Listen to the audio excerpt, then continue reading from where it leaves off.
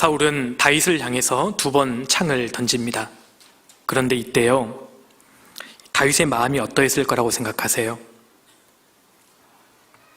이때 다윗의 나이가 20대 청년입니다.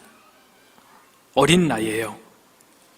다른 사람도 아닌 자기가 충성을 다하고 있는 왕이 자기를 향해 창을 그것도 2번이나 던지는 겁니다.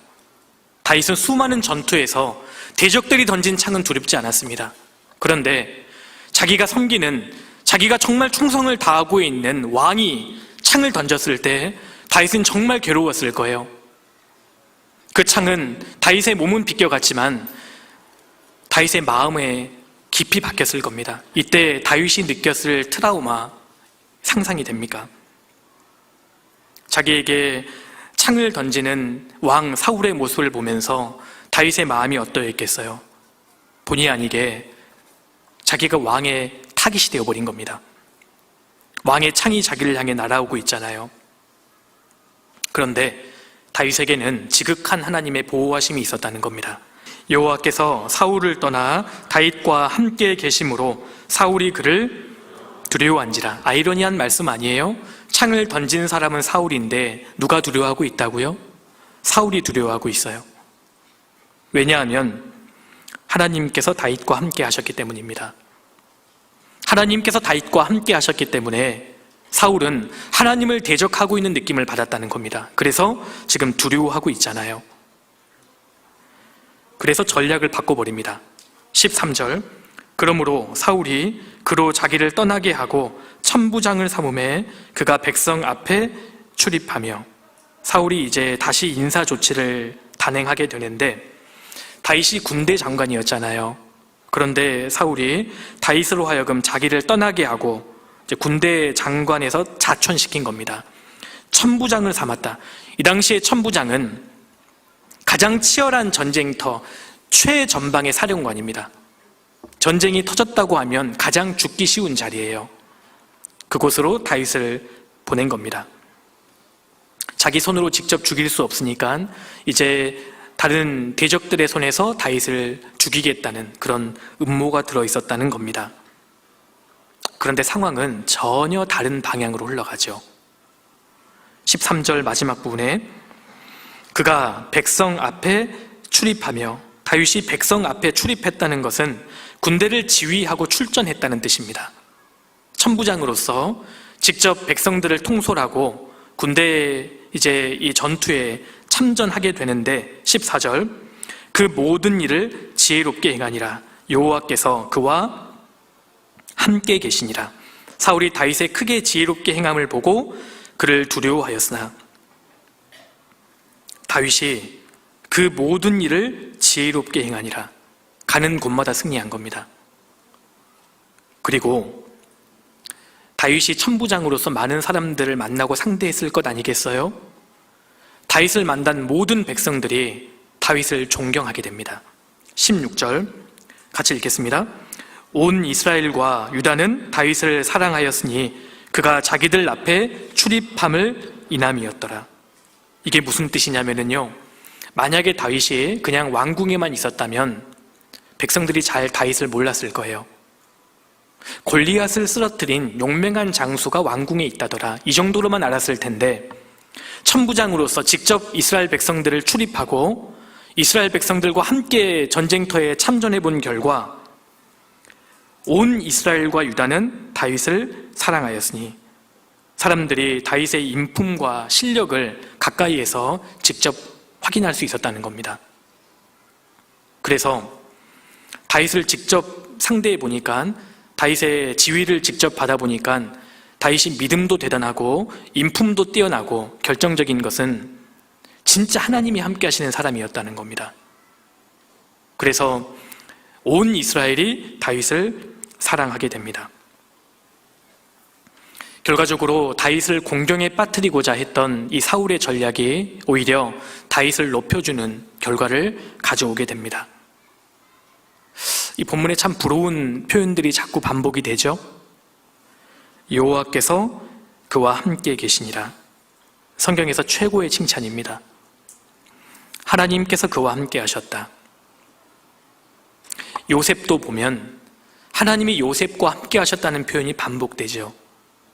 우리 잠깐 찾아보겠습니다. 창세기 39장입니다.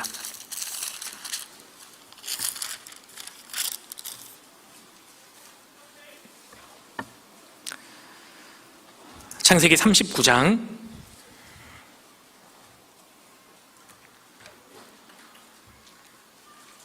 2절입니다.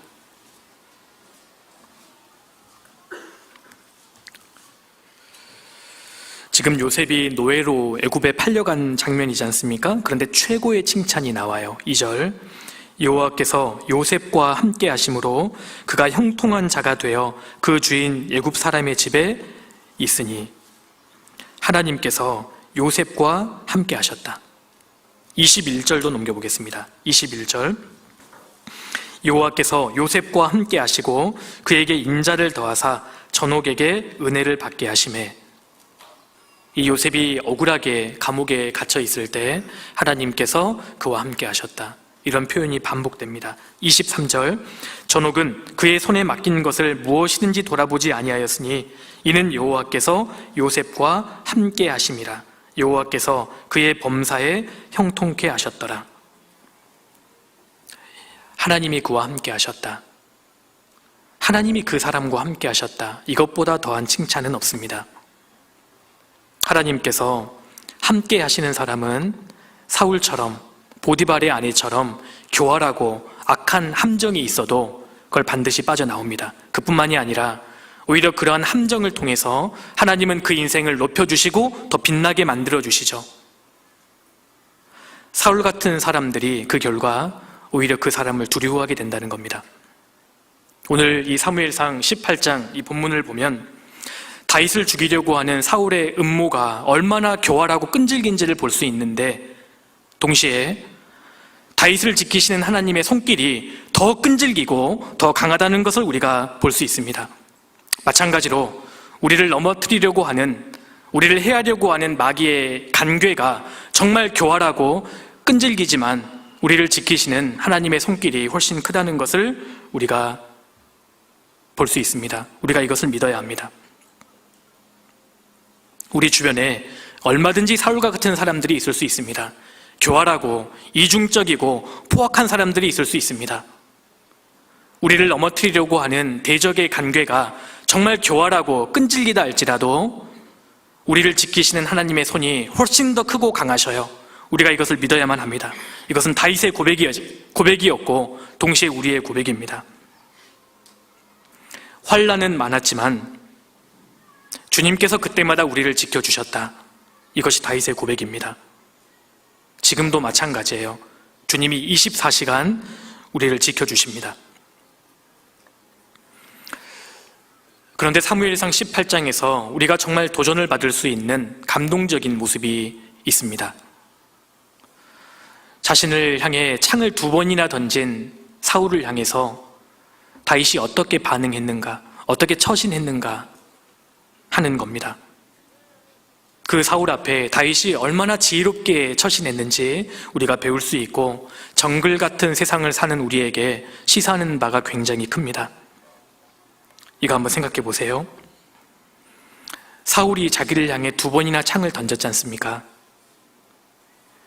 다윗이 그 상황을 어떻게 빠져나왔을까요? 그 창을 피한 다윗이 어떠한 모습으로 빠져나왔을 거라고 생각하십니까? 성경에는 자세히 나와 있지 않지만 틀림없이 다윗은 아무 말 하지 않았을 거예요. 악신에 들려서 정말 부당하게 자기를 질투하고 죽이려고 하는 그 왕 앞에서 한마디의 항의의 말도 하지 않았을 겁니다. 다윗은 겸손하게 그 자리를 빠져나왔을 겁니다. 이성을 잃어버린 사울에게 별 반응을 하지 않았다는 겁니다. 그리고 빠져나온 이후에도 다윗은 그 일을 소문내지 않았을 거예요. 신하들에게 자기가 당했던 그런 부당한 처사에 대해서 막 떠벌리고 소문내지 않았을 겁니다. 다윗은 입을 다물었을 거예요. 만약에 자기가 소문을 냈다면 왕의 권위는 땅에 떨어지게 되고 결국 이스라엘 전체가 그르치게 되고 그것은 결국 자기에게도 해가 되잖아요. 다윗은 굉장히 차분했고 신중한 사람이었다는 것을 우리가 짐작해 볼 수 있습니다. 이것이 우리에게 도전이 됩니다. 우리도 악하고 차가운 세상을 사는 동안에 사울처럼 이상한 사람이 내게 창을 던질 때가 있습니다. 정말 사울과 같이 이상한 사람이 내 주변에 많을 수도 있고 갑자기 뜻하지 않게 억울하게 좌천당할 수도 있습니다. 그런데 우리는 그때 겸손하게 자리를 피해야만 합니다. 이것이 하나님의 방법이에요. 사울은 다윗을 가장 치열한 야종군 사령관으로 자천시켰습니다. 다윗은 머리에 띠를 두르고 항의하지 않았어요. 겸손하게 인내로 대처합니다. 그 결과 하나님께서는 다윗을 오히려 영광스럽게 만드시고 그 인생을 높여주시지요. 내 주변에 악한 사울과 같은 사람들이 있다 할지라도 두려워하지 마세요. 정말 악한 사울과 같은 사람들이 내 앞에 교활하게 함정을 파고 창을 던진다 하더라도 걱정하지 마십시오. 하나님이 함께 하신다면 하나님이 나를 반드시 지켜주실 것이고 오히려 내 인생을 영광스럽게 해주실 거예요. 내 인생이 아무리 험하고 억울해도 하나님을 믿고 최선을 다하십시오. 이것이 다윗의 방법이에요. 하나님이 함께하는 사람이 되어야 합니다. 성경은 선으로 악을 이기라고 말씀하십니다. 다윗은 선으로 악을 이긴 대표적인 사람입니다. 사울의 그 악한 괴계를 다윗은 겸손한 인내로 극복해 가잖아요. 우리가 이 악한 세상에서 사울과 같이 악한 사람들을 만날 때 사울과 같은 방법으로 싸워서는 안 됩니다. 다윗과 같은 방법으로 싸우셔야 돼요. 사울을 상대하기 위해서는 우리가 다윗이 되어야 합니다. 선으로 악을 이겨야 합니다. 독수리가 하늘을 날고 있는데요, 까마귀 떼가 몰려와서 독수리를 공격할 때 독수리는 일일이 까마귀에게 대응하지 않습니다. 오히려 까마귀가 날아올 수 없는 지점까지 비상해버리죠. 우리가 그래야만 합니다. 사울과 같이 악한 사람들을 만나고 정말 억울한 상황에 우리가 처하게 될 때 우리는 다윗과 같은 방법으로 싸워야 합니다. 직장 생활을 하다 보면, 그리고 세상에서 많은 사람들을 만나다 보면 정말 사울처럼 악한 사람들이 있을 수 있습니다. 그래서 내가 괜히 억울하고 정말 불이익을 당할 수도 있죠. 그때 하나님을 믿고 최선을 다하십시오. 그러면 다윗과도 함께 하셨던 하나님이 우리와도 함께 하실 겁니다. 그래서 생각지도 못한 축복을 우리에게 내려주시고 오히려 대적들이 그 모습을 보고 우리를 두려워하게 될 거예요. 그래서 다윗처럼 잘 될 때에도 교만하지 말고, 억울할 때에도 낙심하지 말고, 우리의 모든 시선을 사울이 아닌 하나님께 집중시켜야 합니다. 오직 하나님만 바라보고 하나님을 믿고 최선을 다하는 다윗과 같은 사람들에게 하나님께서는 역사해 주실 거예요.